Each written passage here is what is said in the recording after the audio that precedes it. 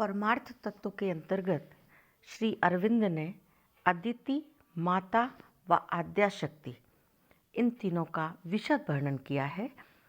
अदिति क्या है? अदिति परमात्मा की अविभक्त चेतन शक्ति और उसका आनंद है। माता उसकी सजीव शक्ति, उच्चतम प्रेम, ज्ञान, बल, आद्याशक्ति है। वह देवताओं की अनंत माता है, जिसकी हम माता के रूप में भावना करते हैं। वह दिव्य चेतन शक्ति है जो संपूर्ण विश्व सत्ता पर प्रभुत्व करती है। परमात्मा की चेतना और शक्ति है। माता के 4 महान पक्ष हैं जो उनकी 4 प्रमुख शक्तियों और व्यक्तित्व को इस विश्व के सामने प्रकट करती है। क्रीड़ा के साथ व्यवहारों को सम्मुख करती है। ये 4 हैं महासरस्वती, महाकाली, महालक्ष्मी, माहेश्वरी। माता के वैसे देखा जाए तो 3 स्वरूप हैं: विश्वातीत, वैश्य और व्यक्तिगत। विश्वातीत माता को आद्या शक्ति कहा जाता है। वह विश्व से ऊपर पराचेतना और शक्ति है। उनके द्वारा ही संपूर्ण देव अभिव्यक्त होते हैं, यहाँ तक कि अतिमानस ईश्वर भी, अतिमानस पुरुषोत्तम भी। समस्त देव शक्तियाँ और व्यक्तियाँ हैं जो अभिव्यक्ति में आती हैं, वो विश्वातीत माता ही है, जो समस्त लोकों से ऊपर स्थित है। सृष्टि को परमात्मा के सदा अनभिव्यक्त रहस्य के साथ जोड़े रखती हैं। ये विश्वातीत माता जी हैं। दूसरी है वैश्य। माता का वैश्य पक्ष विश्वात्मिका महाशक्ति है। वह समस्त प्राणियों को सृष्ट करती है, समस्त असंख्य प्रक्रियाओं और शक्तियों को अपने भीतर धारण करती हैं और स्वयं उनके भीतर प्रविष्ट होती हैं, उनका आश्रय होती हैं, परिचालन करती हैं। इसके बाद तीसरा है व्यक्तिगत। माता का जो व्यक्तिगत पक्ष है, इसमें माता अपनी सत्ता के इन बृहत्तर प्रकारों की शक्तियों को समूर्त करती है, उन्हें हमारे लिए सजीव बनाती हैं और हमारे समीप लाती हैं। मानव व्यक्तित्व और दिव्य प्रकृति के बीच में मध्यस्थ का कार्य करती हैं। तो ये हुए माता के 3 रूप: विश्वातीत, वैश्विक और व्यक्तिगत। अब माया क्या है? वैदिक ऋषियों की दृष्टि में माया का अर्थ अनंत चेतना की वह शक्ति जो अनंत सत्य के बृहत असीम सत्य में नाम और रूप का अंतर्दर्शन करती हैं, उन्हें अपने भीतर धारण करती हैं, उन्हें मापती हैं, उन्हें आकार प्रदान करती हैं। कारण आकार देना सीमांकित करता है। वह माया ही है जिसके द्वारा मूल सत्य का निष्क्रिय सत्य सक्रिय सत्य का व्यवस्थित सत्य बन जाता है। या इसे यूँ कहें कि उस परम सत्य से, जिसमें कि सब प्रतिकारी चेतना के अवरोध से रहित है, माया के ही द्वारा वह प्रपंचात्मिका सत्ता, जिसे हम जगत कहते हैं, आविर्भूत होती है, जिसमें कि सत्ता के साथ, चेतना की चेतना के साथ, शक्ति की शक्ति के साथ, आनंद की आनंद के साथ क्रीड़ा के लिए सब प्रत्येक में है और प्रत्येक सब में है। ये है माया। माया क्या है? अनंत चेतना की वह शक्ति जो अनंत सत्य के बृहत असीम सत्य में नाम और रूप का अंतर्दर्शन करती है, धारण करती है और मापती है, आकार प्रदान करती है, सीमांकित करती है। ये माया ही है। अब माया और प्रकृति। माया और प्रकृति दिव्य चेतना की एक ही कार्यकारी शक्ति के पक्ष हैं, संपूरक पक्ष हैं। माया ऐसी दिव्य चेतना है जो अपनी सत्ता के विविध आत्म प्रतिरूपण की शक्ति की अवस्था है। प्रकृति क्या है? प्रकृति उस चेतना की ऐसी कार्यकारी शक्ति है जो प्रत्येक आत्म प्रतिरूपण को उसके स्वभाव और स्वधर्म के अनुसार, उसके अपने गुण और कर्म के अनुसार कार्यान्वित करने के लिए क्रिया करती है। हम कहते हैं उस व्यक्ति की ये तो प्रकृति है, स्वभाव है। योग माया क्या है? अविद्या माया क्या है? और विद्या माया क्या है?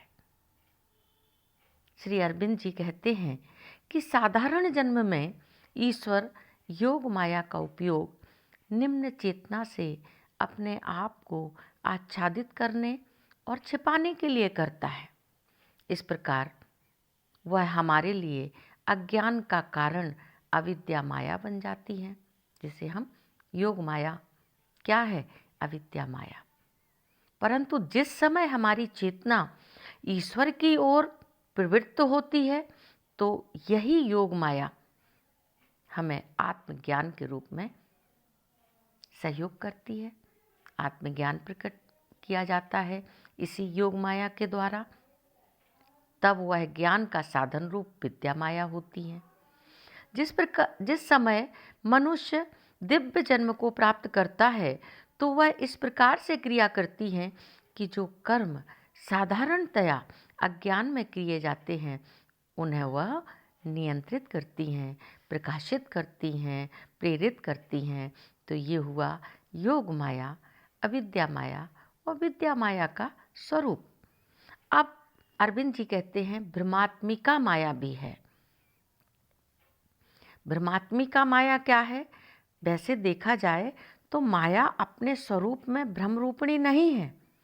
भ्रम का अंश या भ्रम का रूप केवल निम्न प्रकृति के